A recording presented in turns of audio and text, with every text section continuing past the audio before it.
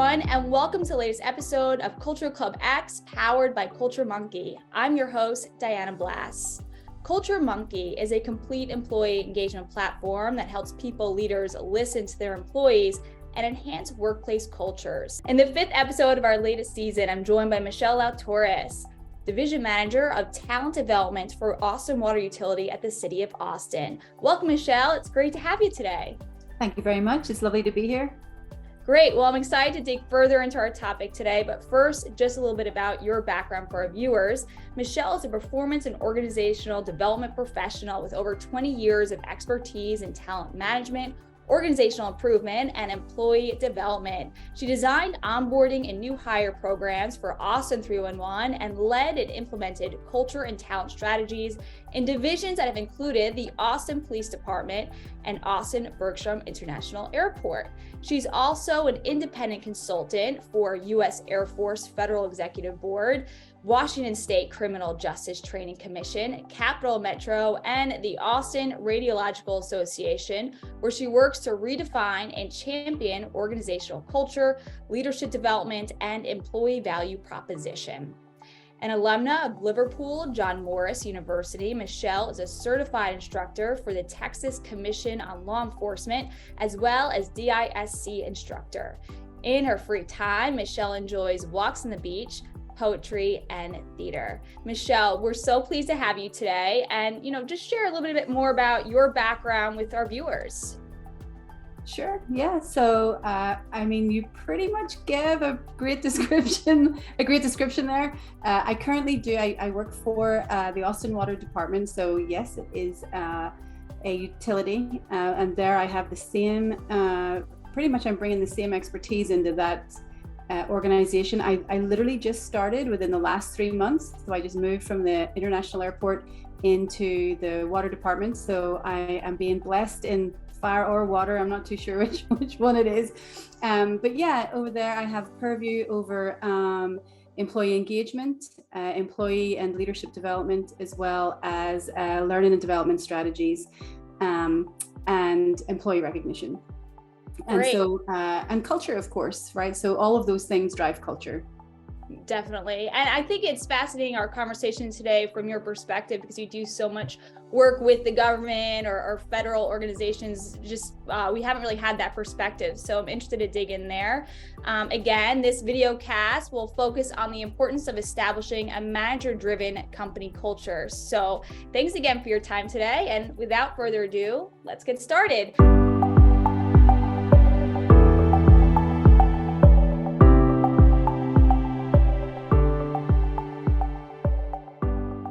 So the first set of questions center around this idea of building trust and being valued, which are the bedrock of a good culture. What steps can managers then take to make employees feel more valued and improve trust with their teams? Yeah, this is a great question, because I don't think that people ordinarily walk into an organization and think to themselves, how can I improve trust right now? Teams, every manager should have a team, right? They're going to have a group of people that are going to report up through them. And the question there is, how is your culture and your subculture just in your team? You have to start small.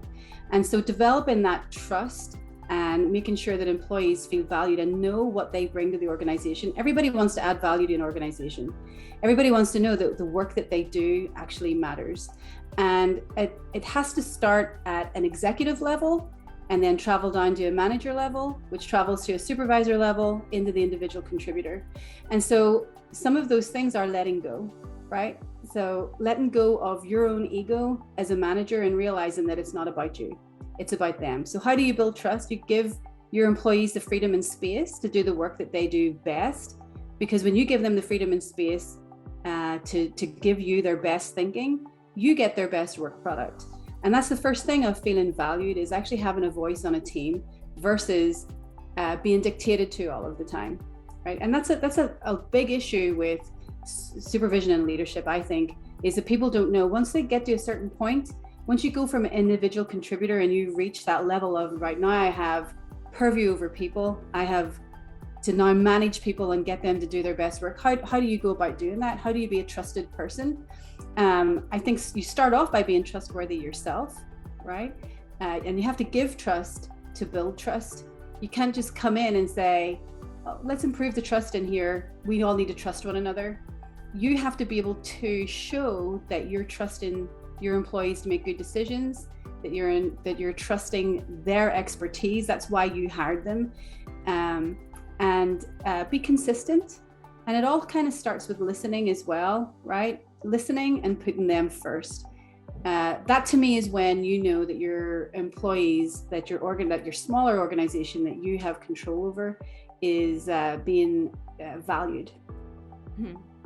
It's certainly interesting to think about that dynamic, and especially with the organizations you work for, where they are so team oriented. I mean, you think about the police department, or from your work as being an instructor for law enforcement agencies. How would you say it's harder in certain sectors to I guess, accomplish that end result of having that individual voice and also the team environment versus, maybe a startup, for example, where everybody's individual creativity is embraced and encouraged? I mean, I'm sure they're encouraged in both spaces, but maybe one isn't as welcoming as the other.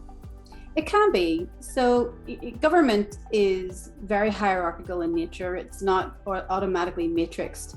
And there's a lot of rules and regulations to things like hiring process and performance management systems, for example. So to be able to have any kind of internal mobility can be a little bit of a challenge. And those are some of the things that impacts culture, freedoms, decision-making, and where does the buck stop, right? And so it can be a challenge for supervisors and managers and executives in the government forum to be able to let go a little bit of the insurmountable sometimes amount of pressure that they feel to get things right all of the time. Remember, you're dealing with public trust when you're in government, and that is a huge thing, right? So when you're talking about trust, it comes from the public, it's from your customer, it's from the community, and then it's also from your workers and co-workers, and interdepartmentally as well. Not all government organizations necessarily work together and have all of the same processes and protocols. So it can be a challenge. And then of course, talking about the police department, that also is very hierarchical, right? It is it's rank based. And so that in itself has its own challenges as well. I mean, it's a paramilitary organization. So it's hard to necessarily say, hey, what creative ideas do you have when you're in the rank and file, so to speak. So yes, it can. I never said that I didn't like a challenge, though. Definitely. No, of course. Are there certain exercises you do to encourage that work style, or any tips you can provide? To encourage the work style of just embracing that, I guess enabling that open dialogue, the trust among all team members, rather than that hierarchical approach that you were describing, which sometimes can be limiting. So, I mean, a lot of the time, I will look at this from a decision-making process, right? Which means like there's multiple ways in which a leader can make a decision, and depending upon what you need from your organization and your employees, that is what is going to impact how you make a decision. So you can make a decision autonomously yourself. You can make it kind of like directorial. I know the answer, I'm the expert, and you can move forward with that. But then you get to the point where when you make a decision, you have to make sure that your team is on board. And if you go ahead and make a decision yourself without asking for any input, without getting the expertise of the team, the likelihood of their support is going to decrease. And at the end of the day, a lot of organizations, what they're looking for is the outcome, a successful outcome. So that is a good way to talk about if you need to have buy-in and support from the people who are going to do the work based upon your decision, you're going to need to include them in that decision. And if you're going to include them, they need to trust that you're going to listen to what they're actually saying, and give them the space to give you the pros and cons of what you might be doing. And even in the most rank and file, or even in the most hierarchical chains of command that I've been involved in, they do see the value of building that trust for the increase of psychological safety within the team, right? So that they can take risks.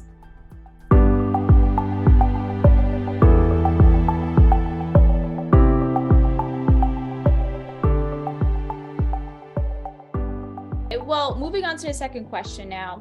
Sure. What signs can managers look for to gauge the emotional and mental health of their team members? How can they become better first responders to employees dealing with those issues? Another great question, because I don't think a lot of managers see themselves as first responders to mental health issues that their employees might be going through, which is a terrible shame, because health and wellness is really important. And you're not going to get the best out of your team if they're going through some stuff. Yeah. So how can you gauge the emotional health? Take a look around, right? Pay attention, look out for it. That's the first thing. Recently I had an example. I had a coworker of mine who was somebody who was always involved, engaged, opting in, always had something to say, was always present. And then he started to kind of opt out a little bit. He would miss meetings. He would kind of give a little wave, just small things that made me inquire and ask, is everything okay with this person? And everybody would be like, yeah, I think so.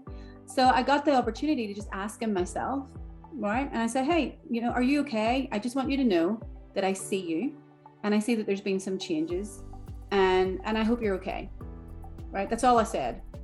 And this wasn't my employee, this was a peer. But the answer was that his father was really sick. He'd been burning the candle on both ends. He'd been trying to take care of his family. His father had dementia. He was probably going to die soon. In fact, he did. He ended up passing away in the last month or so. Those small things of inquiry make a huge difference, because what that did then was that opened up. Well, he got a little bit emotional, right? And he said, well, thank you for seeing this, and thank you for asking. Thank you for caring. And what that ended up was, text messages and just saying like, how are you? I'm just checking in on you to make sure you're okay, because I can see your burnout. So how do you gauge it? You gauge it because you're going to see people opting out. You're going to see absenteeism. You're going to see unusual behavior, forgetfulness. You're going to see the signs. The question is, are you going to do anything about it? Or are you just going to keep plowing on like it doesn't exist? So for me, that's the most important piece. How do you become a first responder? Is that you're there, you lay a hand to support, and you encourage that self-care, figure out what can be reprioritized, family has to come first in every organization. When you let somebody know that, when you let an employee know that their worth is more than their outcome or their product at work, they will give you their discretionary effort, because they know that you mean it and they know that you care. Running somebody into the ground is not the way to produce a good, positive culture in an organization.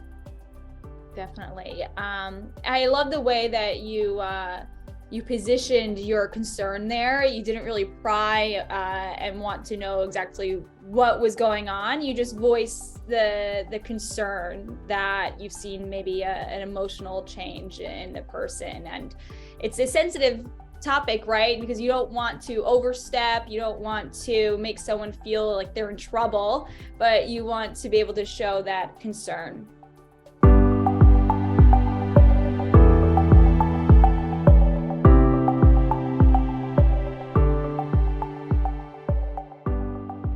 We'll move on to question number 3. Yeah. So, do you agree that managers are overburdened with expectations beyond scope of work? What can organizations do to reduce manager burnout and its potential fallouts like attrition? I'm not sure. So, and here's why. I'm not sure that managers are overburdened with expectations beyond the scope of work. I think, so hear me out on this. I feel a lot of the time that managers choose to be individual contributors when their job should be to manage, which makes them in some respects micromanagers. So there's a difference, right? There is a difference between guiding and supporting your employees because that's what they need, because maybe they're new, or you're doing a stretch assignment, or there's a task that they're maybe not familiar with, or a relationship that they need to build. There's a difference between that mentorship versus when you're there to manage, you're there for staffing, you're there for controls, you're there for support, you're there for resources. You're not there to do their job. And what I find is a lot of managers are taking over and taking responsibility for the outcome of people's work. And it's your employees, it's your supervisors, it's the people below you that are responsible for that. You're responsible for creating a safe space, a safe culture, for putting in the different models and modems of how do you as a work group or a department, whatever size of influence that you have, how do you make sure that people feel safe and have what they need to do their best work? And you plan that out. So you plan the goals and you say, okay, everybody, execute on those goals. I think what we end up doing as managers is we take it all on board, that it's all on us, that the failure is all on us. And to a certain extent, it is. But I think that the skill of doing work through people is starting to get lost. And so we're not pushing down. It's like all the decision-making process is just heading all the way up. And it's not, nobody is pushing it down. Where is the autonomy for our frontline workers, for our individual contributors? And that in itself is a cultural thing. It's huge to be able to have that freedom to make autonomous decisions at whatever level that you're at, and know what processes you have to go through to get to get an answer, or to get an approval, or to get the guidance that you need. That's part of a choice. So I'm not sure a lot of managers think to themselves, oh, I think what I want is a culture of decision making, right? Because most people, when they get promoted and their careers advance, they think, well, as I advance, I have more and more responsibility. You have more oversight. Your responsibility doesn't necessarily have to be more and more. It's just a different kind of responsibility. The further up you go, the more responsible for the actual people you are versus the work that the people do. So I say that because, are they overburdened with expectations? I think some of it is they're overburdening themselves because there's possibly a lack of skill in understanding what delegation looks like and understanding what their true role in an organization should be. And does this produce manager burnout? Absolutely it does. And what can organizations do? I mean, I think organizations need to hire the right people. That's the first step, and have a really clear expectation for work, right? So we talked a little bit earlier about the difference between working with government and corporate.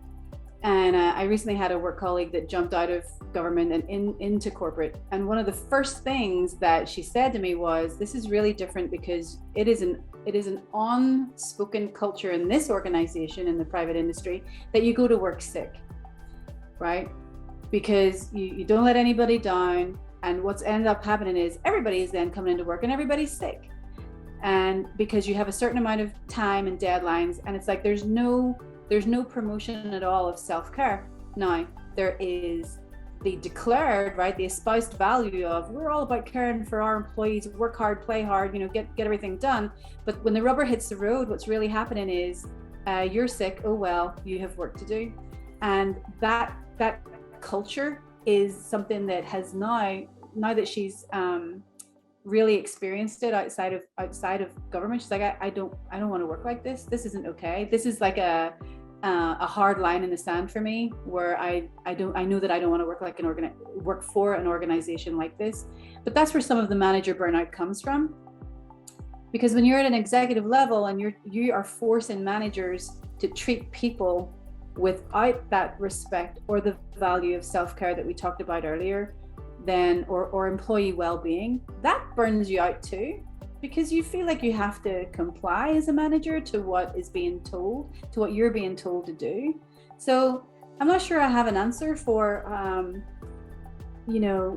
how do you reduce manager burnout. I think it starts with knowing what organizational values are and truly living those values, and managers can then get to choose if that's the organization they want to be in. I find everything you said to be so fascinating there, because you think so much talk today about personal brand and what that brings to a company culture, and what about personal responsibility, which it seems like you're discussing there, where it comes to like the choice that you have as to how you kind of set the tone for how your department works or what you need from your organization to succeed. It makes me think, because I've definitely had times of burnout in my experiences, and I don't always have the resources or the team to rely on. And so it seems like there's also this idea of like promotion that comes with just then consolidating positions. You get a new job title, but there's no one really taking over you from below. What ways do you, when you work with companies to ensure that there's this burnout or again, I don't want to use burnout because it seems like that's not the best term to use it, but maybe it's just their workflow isn't really the best for long-term growth and retention. What ways do you work with organizations to ensure that these situations don't happen? What kind of check-ins can you do? Check-ins for if people are doing okay? Yeah, or just to see that managers, the burnout from taking on too much, right? Not delegating their duties, or at least training their staff. What to properly then take on the role so that they can then step into more of a management role. What ways do you, where does that come from then to ensure that managers are living up to that expectation rather than just taking on more work and micromanaging? Mm-hmm. That's a really great question, and I have a really simple answer in the world according to Michele, and it's listening. It's actually properly listening, not only setting up the opportunity for people to speak and tell you what's going on, but actually listening to what's happening. If you go and you talk to your individual contributor, your supervisors, even your managers in the workforce, what is it that's forcing burnout? The repetitive issues that keep coming up over and over again in organizations, either personnel issues, whether it's a workflow issue, whether, whatever it is, there's something that's always there. And there's something that they know that can be done better. And it doesn't often get heard. So as a manager, I don't know what can be done better, because I'm here thinking on about these things. You're here doing these things. If I make a decision and it trickles down to you, why would I not ask you what's the best way to go, right? So, and a lot of folks who have burnout, it's emotional too. It's emotional burnout because they're tired of saying the same thing over again. We need this. Our tools are old. Our infrastructure is cracking, right? There's only so much we can do to hold on. This process needs changed. The way we behave, our group norms, it's toxic. And there's number one, are you creating a safe space for which folks can actually say what they need to say? Do you care enough to listen to make those changes? Because you're burning yourself out as well if you're not listening to the advice of the people who are actually doing the work. And I talk about this too with when we talk about performance management and what is it that we're actually measuring on? Well, why are we not asking the people who are doing the job what they think that they should be measured on and come to an agreement versus me pushing it down? I'm 2 layers away from you. I have no idea what you do day to day. I know what I need the outcomes to be, and I can help plan for that and give you resources, but the actual challenges that you face day to day, I don't know about. And I'm not going to know unless I choose as a manager to listen and drive that culture of you're safe, take an interpersonal risk, tell me what's wrong so that it stops at your level, and that means it doesn't come to my level over and over again where we're just dealing with the same issues. So those kinds of things are categorically organizational wide for me, right? So it can start very small, but that stuff catches. So you might have siloed teams of people, but they're all operating in the same way, and that impacts the culture of the entire organization. So it can be pretty tough. I think managers leave less frequently than the folks below them, and I think sometimes managers forget that when people leave, they're they're leaving them. Yeah. They're breaking up with you. Yeah, no, that's a very blunt but truthful statement right there. I mean, because they're the people you work with every day. They're the ones who are really defining your working environment. So it makes complete sense.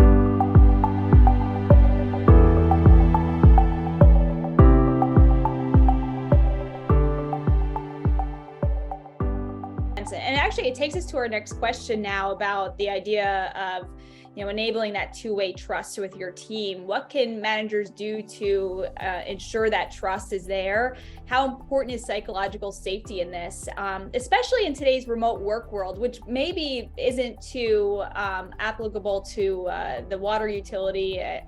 I'm sure you have a lot of people on site, but we haven't really touched too much about how the post-pandemic work world has impacted this development of two-way trust. If you as a manager say you're going to do something, you need to do it. And if you're as an employee, you're going to say you're going to do something, you need to do it, right? So this goes back to it's the very small day-to-day things that help develop trust. It's not the big project that went your way. It's the small interactions. It's the everyday. You can be, death by 1,000 paper cuts, or you can be trusted by 1,000 small interactions that went well because you had in your heart the spirit of, I want to help this person get to where they need to be. I want to help them do the best that they can do today, right? With every small interaction, I want to help them negotiate or navigate a conflict that they have with their supervisor or another employee or whoever it might be, instead of leaving things dead to the ground. I had a conversation today with a friend of mine and a colleague, and we were talking about brand and how you show up. And one of the things that she had said to me was that, well, when you want to show up, don't think about how you're showing up. Think about how you're making the other person feel, right? And that was like, yay! Oh my God, you just put into words one of the things that I feel like I want to do. I want you to trust me. For me to want you to trust me means that I have to make you feel at ease.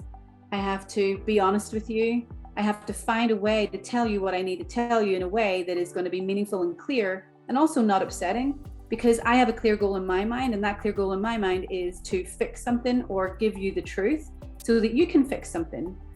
Brené Brown says, being unclear is unkind, and that there's so much truth to that, right? It's like, let's just be really clear and let's call forward the things that we're either doing well or we're not doing well, and admitting that you can make mistakes, and you do make mistakes as well, and admitting that you don't know everything, that also develops trust. So think of any friendship that you have. How do you develop a two-way trust with friendships? It's those small interactions that work and that work well. You don't let somebody down, and you're honest and you're open about stuff. Managers need to do that too. That's how you develop two-way trust for me with teams. And of course, a team is made up of each person. So being sure that you don't have your in-group and your out-group, because that dissipates trust. And it only takes one person that can derail a team. One person who believes that they're not being treated fairly. One person that feels that they don't have psychological safety, or they're not being listened to. And for me, like, what is psychological safety? It's the ability to know that you're in a safe space to have a different opinion, to speak your truth, right? That you're going to be heard and appreciated for what you bring to the table. Definitely. It's refreshing to hear about just your natural interaction with people, the being transparent and honest and even blunt to some extent. It seems like sometimes we can get overwhelmed by doing specific networking events or having specific ways to, happy hours or things like that, just to create that bond, when really, as you put it, it's those day-to-day interactions that are really going to set that tone. We can just get kind of boggled down by what, the ways that we're supposed to bond, rather than just being natural with one another. I think that's an important thing to mention.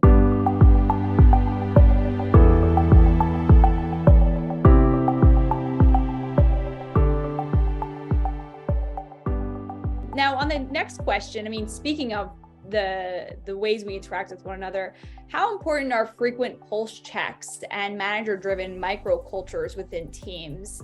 Do you think they guide a larger company culture or vice versa? It depends on the scope of the team.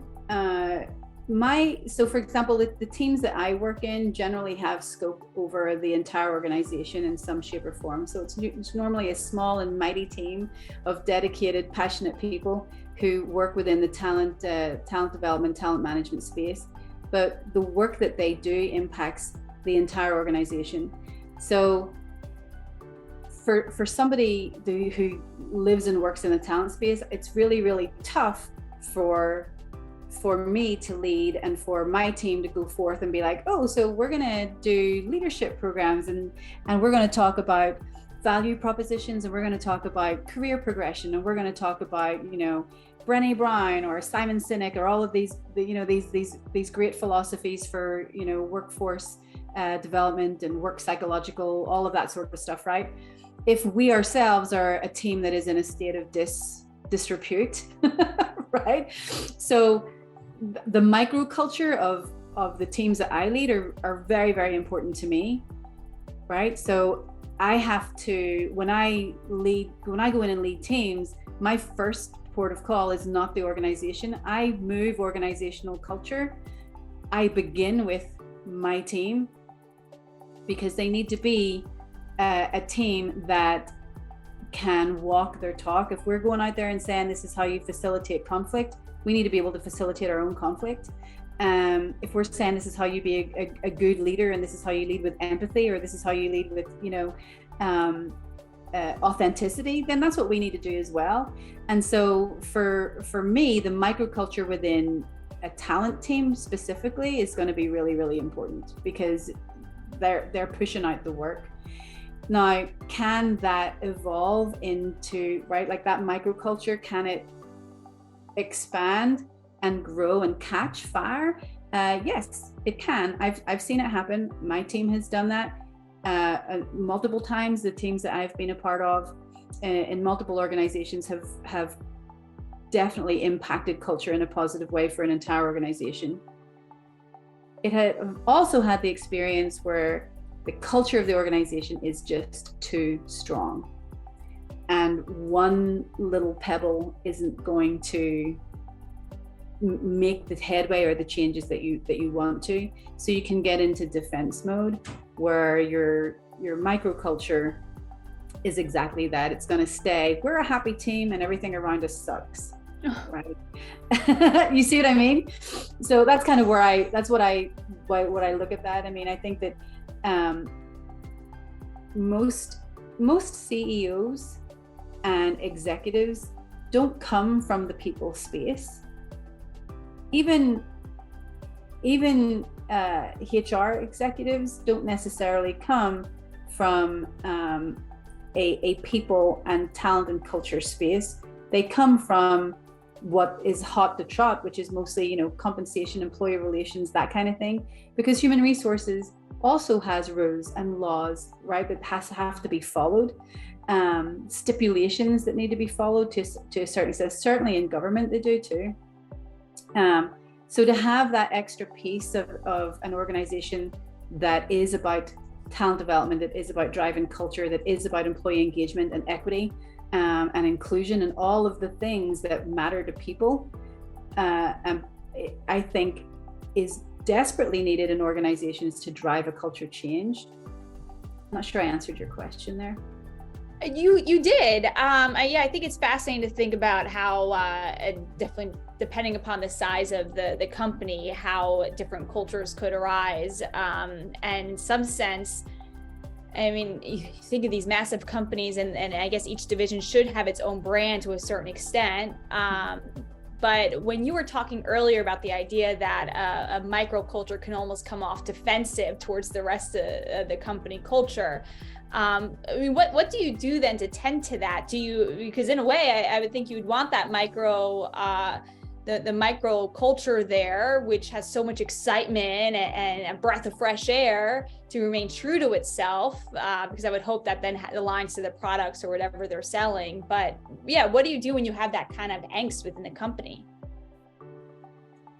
Well, you try to influence is what you do, because ordinarily if you have that kind of angst, it's because the larger company isn't ready for the real change. Because culture is a top-down and bottom-up approach. Everybody has their own individual responsibility for how they behave and what they bring to an organization and a work group. It starts though from the top and it translates down. And this is one of the things as a consultant that is easier as a consultant than an employee is to come into an organization and say to the leaders, you are the problem. Let's take a look at this, right? Most people, and it happens everywhere, you come in and you have a discussion and you have a consultation and it's everybody's miserable, they're taking advantage, or their rumors are afield, it's toxic, all of the above. Employees are entitled, they're not working hard enough, they're not meeting their goals. I mean, it can go on and on and on. And I'm like, okay, so what's your part in this? Right? So everybody talks about accountability until accountability knocks their door. And so my question to managers and executives is, where is your accountability in this? Because this is your organization. They don't run it, you run it. So it's like a garden. Culture is like a garden. It's either going to be overgrown and weedy because people on the front line are going to decide what everything is going to look like and how they're going to interact, or you can cultivate it into something pretty and beautiful and purposeful, right? And culture should be purposeful, not just run away with it because this is how we ordinarily do things. If this is how we ordinarily do things and everybody is happy and it's productive and it's positive, okay. But if this is how we ordinarily do things and it's not working out well, people are getting in trouble. If we're punitive because we can be versus punitive because you're doing something that is strongly against our values. I mean, I've seen organizations, I think every organization has integrity as a value. And I'm like, oh my God, stop, right? Because what does that actually mean? Your culture is going to be driven by what is the worst behavior that you're going to tolerate in an organization. So if you have somebody who, or a group of people or whatever, who, I don't know, break a law, do something bad, and you cover it up, your value isn't integrity. So don't espouse it. Because then what you're trying to say is, well, we want a culture of this, and this is what we're telling everybody that we're all about. But the reality is something entirely different. And when those two things don't align, that's when you get folks making bad decisions, getting away with it, toxic cultures, and legal problems as well. I mean, this is how this all comes out to fruition. I think executives are afraid to actually stand up these days and say, they're either afraid or they don't know how to go about it, which is, these are our values. This is what I want our organization to stand for and look like and do, and it transfers down. But here's the thing, it's more than words, it's action as well. It's action on your executive's part, and it's action on your manager's part, and it has to travel down. So I think that I lost track of what I was saying. I absolutely love that framework that you pointed out, and something that everybody can keep in mind, just about the lowest value or actions you'll tolerate as a company. I mean, that's the easiest thing to think about when it comes to defining what you stand for and what you're working towards. It's just a great exercise, I think, for anybody to have.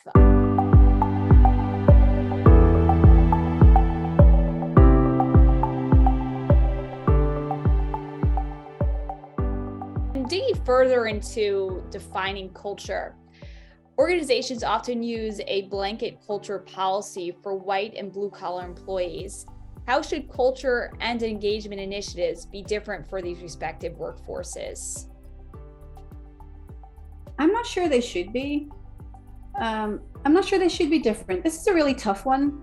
It's a tough one for me because I have been working in organizations that have a large skills craft workforce, as well as, you know, your support office staff. There's definitely better ways to give this imagery out. But I have been working for critical infrastructures for 15 years, right? Whether it's public safety, transportation, or utility. Because I used to work with Austin Energy as well. That was the 311 thing, and now the water department. So you're looking at infrastructure, you're looking at 24/7 and shift work, consistent shift work. And you're also dealing with heavy equipment operators, plumbers, technicians, folks who are out and about testing water. They're out and about, you know, painting things, changing light bulbs on the runway, doing all of those different things, or they're on shift, you know, with the police department or what have you. COVID was a really huge defining moment, certainly in my experience working with essential infrastructures where operations is vital. You can't close down. You can't tell everybody, let's all go home, the airport's shut, or there's not going to be any water this week, right? Or the electricity's done for the day. So you have to find a way to navigate that. And this is where leading with empathy is really, really important. And having some kind of an empathetic approach to your employees. Normally, they're the least paid in an organization, and they're the ones that are holding your organization up. And I think that is lost on a lot of folks. So that's me on my soapbox a little bit about that, by the way. I think that when you're talking about engaging your employees, it's really easy to engage an employee who sits in an office and works in finance, for example, or who's an engineer. You send an email and you say, what do you think about this? Oh, here's a Microsoft form, fill it in. Here's a survey, answer the survey, right? Oh, I'm going to see you at this meeting. Wonderful. But when I'm talking to somebody who is, you know, testing water at a water plant, giving out samples, taking samples, things like that. Somebody who's working in SCADA night and day, checking all the lab work and all of that stuff. How am I going to reach out to that employee? Because number one, there's not necessarily equitable access to technology. And number two, there's not necessarily the same fluency in using technology that there is for somebody who works in spreadsheets all day. So when I talk about engagement initiatives, what I honestly think about is equity, and it's regardless as to whether you're skills craft or you're on the field. It's if English is your second language, if you don't have either access or fluency in technology, and what is it that what does employee engagement really look like? It's engagement in some shape or form where I can bring you a message and information, and that's a two-way street. You can bring it back. You can bring it back to me or my team or this organization in some shape or form as well. So I don't think that culture engagement initiatives should be different, because I think what I like to do is put in place, in my mind, what employees are the most difficult to engage with, and that's your strategy. Because everybody else is going to have other capacities and other capabilities. The ones who are the most difficult, the ones that you don't see, the ones that you don't hear from, the ones whose voice are missing from the table when you set that table, that's where your strategy starts. Is, okay, forget all these office workers. We have a person in here and he grooms horses, right? Monday through Thursday, and he starts at 5:30 in the morning. How do we talk to the guy who grooms the horses? How do we know in a stable, right? He doesn't have a computer. He doesn't have a cell phone. How do we get messages to this guy? Mm-hmm. And that's where your engagement strategy starts. And so I sort of led with the challenge of COVID. And what I saw certainly in government and in my consulting role as well, because I like you said, I had a lot of federal agencies as well that I work with. What I saw was a huge distinction between those that were capable of working from home and those who were operational and essential workforce and not able to work from home. We're not unique. we have doctors and nurses out there who had that same thing. I think organizations find it really difficult to bridge any kind of a culture that would embrace both, and it became them and us. To a certain extent, there's them that can work here, and then there's us that are doing this stuff. And I think that most organizations struggled with how do we merge this and bring this into, this is who we are. We all have different roles and capabilities, and instead, sometimes arbitrarily, just brought people back into the workforce and didn't give them the opportunity for a hybrid work schedule or an alternate work schedule. My personal belief, working for the water department and when I was working for the airport as well, was that if you're in the land of engagement, you need to engage, and that means you need to be there. So I spent a lot of my time there, even though I do have an option to work from home. It's lead by example. If you want your team to come in, you need to come in. Yeah. It reminds me of what we spoke about earlier, right? That outcome approach. What outcomes are you trying to achieve? And I think if you keep those goals in mind, then you naturally unite all types of employees within a workforce if everyone's super engaged on that mission. I'm so curious to know, when it comes to those more difficult, I don't know if difficult's the right word, but just challenging employees to engage with, who do work shift work or work alone and maybe aren't used to working in a team. When you're trying to build a culture that starts with that person and then naturally extends outward, like, what are the ways you engage with those employees?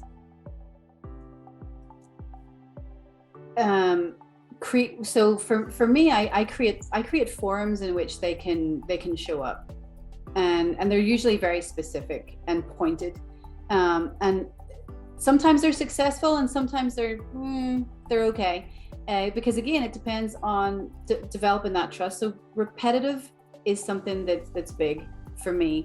So I like to engage the workforce in person and have lots of sticky notes, all old school. I love that. I love to get their handwriting down. I love to get them talking. I have dealt with folks who, they have literacy issues. They don't read well, they don't write well. And so when they come in and I'm asking them, hey, put this on a sticky note, you can see it's like, well, they're right. So it's being really cognizant of who your audience is as well, and what their limitations might be. And that's a facilitator thing. There's no point in asking if you're not going to do something with the ask. So bringing the loop back around, right? So let's say we go out and we ask a question, how can we make X, Y, and Z better? And they have all of these wonderful, bright ideas. It's like, okay, great. So here's what I'm going to do with this information. Here's when you're going to see it. And then I'm going to come back around again. We're going to talk about it again and see how we can make it different. And engage them in a way where it's not like, I'm going to take all of these problems and solve them. It's like, no, I've taken all of these problems. We've talked about it with others. How are we going to maximize some of the solutions that you also came up with? And what's your role going to be in the solutions? Employee engagement isn't all just about listening. It's also about having employees, having your workforce actively participate in solutions. And that goes to the individual contributor level and teams. And so there's also only so much you can do. Not everybody wants to engage. Some people have had enough, right? Trust is low. They've been told over and over again something's going to change, and they don't want to be let down again, right? Like I talked about earlier, why do people burn out? They burn out because they're tired of asking for the same thing over and over again and not getting it. And just because somebody like me walks in and says, oh, hooray, I'm here and I'm going to listen. I also can't promise that anything's going to necessarily change, but what I can do is show you that I've tried.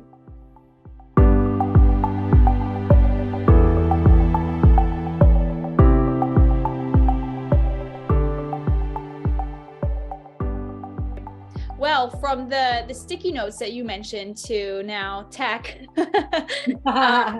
How do you think technology can enable managers and people leaders to deliver on culture initiatives and improve retention? Well, I mean, the organization that we're represented in right now, I mean, CultureMonkey has a magnificent platform, and there's other platforms that are similar where you're able to reach out. What I like about CultureMonkey in particular, though, is that they're developing nudges and trying to crowdsource information from globally to be able to almost have like a coaching tool, which I think is very clever and really has a strong place in the market. Technology absolutely has a place for information and data and to help strategy. There's no doubt about it. It's the action, right? There's an old saying that says, rice doesn't boil itself, right? So for me, the technology is the rice. The managers and the executives, they're the rice cooker, right? They're the ones who actually have to make something happen, because all the technology in the world isn't going to fix culture, but it will certainly drive your informed decisions if you're asking the right questions in there, and it can help reach a lot of people. For me, my struggle has always been that I have always worked for a mixed workforce where at least 2/3 have been skills craft, and there's been some challenges with technology, and using that as a sole way in which to engage and gather information, because then I'm really only hearing from 25% of my organization, and that 25% are all office workers, right? Mm-hmm. And so that has been a challenge that I've been trying to overcome, and trying to find ways in which to engage the populations that I really need to talk to and really need to figure out how can we fix some of the things that's going on culturally and with your tools and with your work and with your processes, that all impact how we engage with our organization. So I think technology is an incredibly powerful thing, and it certainly is something that can drive decisions and strategy, and planning, and that will in itself, if once managers and supervisors are on board and executives are on board to deliver on culture initiatives.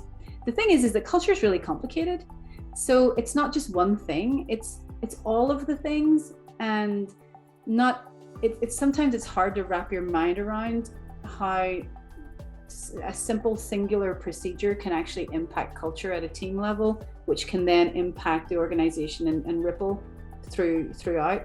It's something that's never gonna nothing is ever going to just be perfect all of the time for everybody, right? Because culture evolves. It evolves as your organization matures, and it evolves as your client base changes, and it evolves as technology changes. It's evolved for everybody with COVID and how work from home and policies and all of those things that have changed. It's evolving as Gen Z comes into the workforce and has different demands on their employer and a much more global perspective of the world. It evolves when the gig economy kind of crashed a little bit, and now people are expecting internal mobility and a gig economy within the organization that they actually work for. It evolves in so many ways that you have to meet it where it is. Culture changed as well massively with various things that were happening in the world with Black Lives Matters and with DEI initiatives. Very few people were talking about diversity, equity, and inclusion. There were very few jobs out there, even 5 years ago. Now it's huge. It's everybody is looking for, we need this consultant. We need to see, are we being equitable? We need to see, are we diversifying our workforce? Are we listening?